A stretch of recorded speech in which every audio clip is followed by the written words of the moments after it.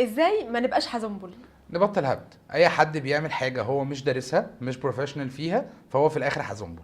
عايز تعمل ماركتنج، يا اما تروح لماركتنج ايجنسي، يا اما تهيرنج عندك تيم بتاع ماركتنج ناس فاهمه هي بتعمل ايه، او تتعلم فهتكون فاهم، فالى حد ما ممكن تفيد نفسك باجزاء ان انت تكون مسؤول عنها في جوه الماركتنج بيزنس يعني.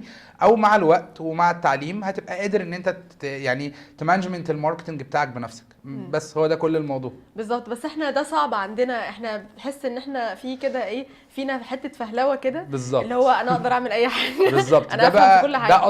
اصلا بيضر الناس كتير قوي في البيزنس بتاعها، ان هو بيكون داخل البيزنس فهلوه، مش دارس السوق اللي هو داخله، مش دارس البرودكت او السيرفيس اللي هو بيقدمها، مش عارف هو داخل يعمل ايه، او عارف كل الكلام ده عن طريق التجارب وان هو بقاله كتير في السوق مثلا، ولكن مش عارف في الماركتنج مطلوب منه يعمل ايه. يعني في ناس كتير بتصرف ميزانيات رهيبه في الماركتنج واعلانات وحاجات كتير جدا، ويقول لي انا بعمل كل حاجه بس الدنيا مش ماشيه صح، عشان ممكن تراك صغيره قوي حد يكون بروفيشنال في المجال ده قالها لك، هي اللي ممكن تفرق مع البادجت بتاعتك ان هي تكون فعلا بتديك انكم وتحصل سيلز، عن ان انت بتصرف بادجت من غير اي نتيجه.